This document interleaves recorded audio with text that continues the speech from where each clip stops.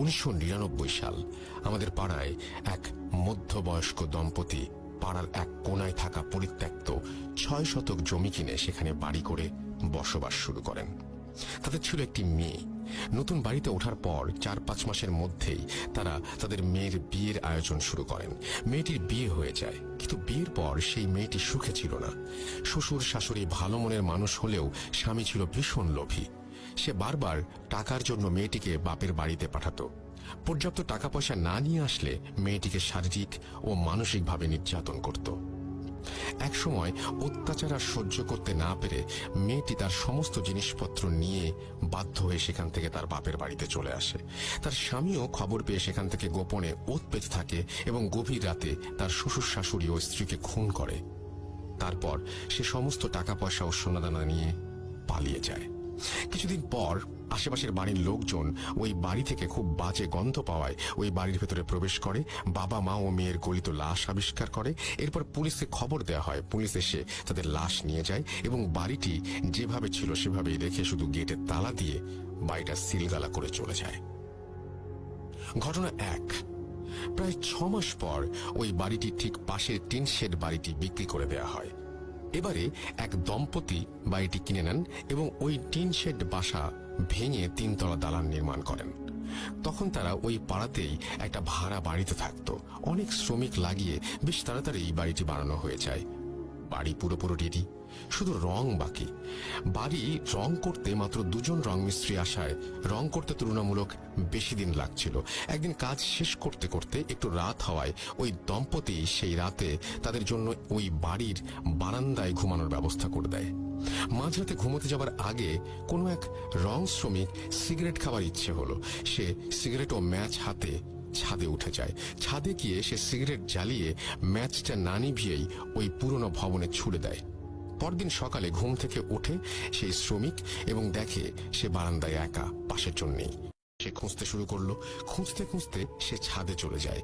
গিয়ে আবিষ্কার করলো তার সাথে শ্রমিকটি প্রান্তে চৈতন্যহীন হয়ে পড়ে আছে। ঘটনা 2। পরবর্তীতে ওই নতুন বাড়িতে সেই দম্পতি বসবাস শুরু করে। তাদের 2 ছেলে। বড় ছেলে ঢাকা বিশ্ববিদ্যালয়ে পড়তো আর ছোট ছেলে ছিল উচ্চ মাধ্যমিকের ছাত্র। ছোট ছেলেটি বিড়াল খুব ভালোবাসতো এবং বাড়িতে 3-4টি পোষা বেড়াল ছিল। একদিন ওই বেড়ালগুলো সন্ধ্যার সময় ছাদে উঠে ছাদের কোণায় থাকা টবে গিয়ে একটা ছোট গাছে চড়ে লাফঝাপ করছিল। বেশি নড়াচড়ার কারণে এক পর্যায়ে টব সহ ওই বাড়ির বিড়ালটি পিছলে ছাদ থেকে ফসকে পড়ে যায়। ওই সিলগালা করা বাড়ির আঙিনায় তারা গিয়ে পড়ে। সাথে সাথে ওই বিড়ালগুলো প্রচন্ড জোরে চিৎকার করে ওঠে। সে কেবল এক মুহূর্তের জন্য। এক মুহূর্ত পরে সব থেমে যায়। চিৎকার শুনে বাড়ির লোকজন বিড়ালগুলোকে খুঁজতে শুরু করে, কোথাও পায় না। পরের দিন সকালে দেখা গেল পরিত্যক্ত বাড়ির গেট থেকে ঠিক 1 হাত সামনে খুব যত্ন করে সারি করে গুছিয়ে 3টি বিড়ালের লাশ। প্রত্যেকটা বিড়ালকে ঘাড় মোটকে মারা হয়েছে। যেটা আরো আশ্চর্যের বিষয় সেটা হলো বিড়ালগুলোর শরীরে 1 ফোঁটা রক্তও নেই। শুকনো ঠনঠনে জায়গায় বিড়ালের মৃত শরীরগুলো এমন ভাবে সাজিয়ে রাখা হয়েছে যে দূর থেকে দেখলে মনে হয় 3টি বিড়াল খুব আরাম করে ঘুমোচ্ছে। অবাক করা ব্যাপার হলো বাড়িটি কিন্তু সিলগালা করাই রয়েছে। বিড়ালগুলো ওই বাড়িতে আটকে পড়ে ওদের কেন মেরে এখানে রেখেছে সেটা কেউ বুঝতে পারছিল না। ঘটনা 3। ঘটনা 1 বর্ণিত পরিত্যক্ত বাড়ির পাশে থাকা সেই 3 তলা বিল্ডিং। এই বিল্ডিং এ একটি বাসায় নতুন ভাড়াটিয়া ওঠে। সেই পরিবারে ছিলেন স্বামী স্ত্রী, তাদের কলেজ পড়ুয়া ছেলে ও মেয়ে এবং 80 বছরের এক দাদু। এছাড়াও এক যুবক ভৃত্য ছিল যার কাজ ছিল সর্বক্ষণ বৃদ্ধের খেয়াল ও যত্ন রাখা। ভৃত্যটি কাজকর্ম ও আচার ব্যবহার ভালো হলেও মনে মনে সে বাড়ি থেকে চুরি করে পালিয়ে যাবার ফন্দি আঁটছিল। কিছুদিন পর ভৃত্য একদিন সুযোগ বুঝে আলমারির চাবি চুরি করে বাড়ির টাকা পয়সা ও সোনাদানা সরিয়ে ফেলে। কিন্তু পালাতে গিয়ে সে বাসার কর্তা গিন্নির নজরে পড়ে যায়। এক নজর দেখেই স্বামী স্ত্রী কারো বুঝতে বাকি রইল না যে ছেলেটি চুরি করে পালাচ্ছে। তারাও ছেলেটিকে ধাওয়া করে।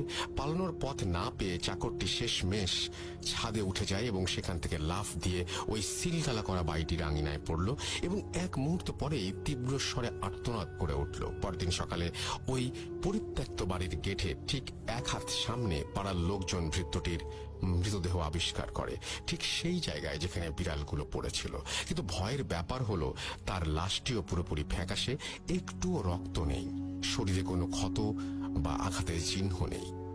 এটা যে কোনো মানুষের কাজ নয় সেটা বুঝতে কারো বাকি রইল না। ঘটনা 4। এক সময় আমাদের এলাকায় ছিচকে চোরের উপদ্রব বেড়ে গিয়েছিল। সে কারণে পাড়ার কিছু কিছু বাড়িওয়ালা কুকুর পুষতে শুরু করে। পরপর 3টি অদ্ভুত ঘটনা ঘটার পরও পাড়ার এক বাড়িওয়ালা কিছুতেই বিশ্বাস করতে পারছিলেন না যে ঘটনাগুলো অস্বাভাবিক। তিনি সিদ্ধান্ত নিলেন তার কুকুরের একটি বড় বাচ্চাকে তিনি ওই বাড়ির ভেতরে ছেড়ে দেবেন। যেই ভাবা সেই কাজ। ওই বাড়ি